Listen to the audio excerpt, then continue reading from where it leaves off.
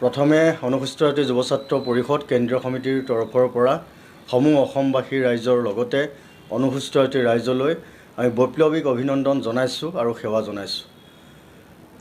কথা হ'ল কি, আজি 2016 চনৰ ফেব্ৰুৱাৰীৰ 21 তাৰিখে গুৱাহাটীৰ মুখ্য কাৰ্যালয় BR আম্বেদকাৰ ভৱনত আমাৰ অনুসূচিত জাতি যুৱ ছাত্ৰ পৰিষদ জন্মগ্ৰহণ কৰিছিলে আৰু সেই প্ৰতিষ্ঠা কালৰ পৰাই আজি 2026 চনৰ 21 ফেব্ৰুৱাৰীত আমি 11টা দশক পাৰ কৰিলোঁ, সম্পূৰ্ণ হ'ল।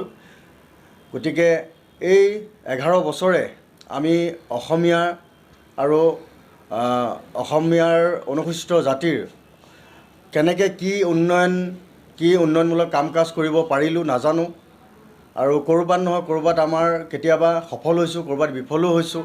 গতিকে সেইখিনি আমি অসমৰ সমূহ অসমবাসী ৰাইজৰ ওচৰত ক্ষমা বিচাৰিছোঁ আৰু অনাগত সময়ত আমাৰ এই অনুসূচিত জাতিৰ লগতে গোটেই অসমবাসী ৰাইজে এই বৃহৎ অসমীয়া জাতিটোৰ হৈ কাম কাজ কৰি বিশ্বৰ দৰবাৰত প্ৰতিষ্ঠা কৰিবৰ কাৰণে আমাৰ এই অনুসূচিত জাতি যুৱ ছাত্ৰ পৰিষদৰ সমূহ কৰ্মকৰ্তাক যাতে আশীষ প্ৰদান কৰে আৰু মৰম দিয়ে, তাকে আমি কামনা কৰিছোঁ।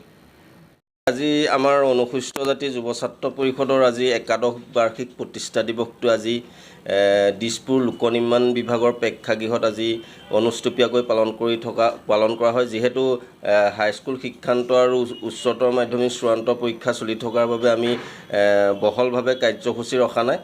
পুৱা পতাকা উত্তোলন, শ্বহীদ তৰ্পণ, ডক্টৰ BR আম্বেদকাৰ দেৱৰ প্ৰতিচ্ছবিত বন্তি প্ৰজ্বলন কৰি আমি অনুষ্টুপীয়াকৈ আজি কাৰ্যসূচী পালন কৰিছোঁ।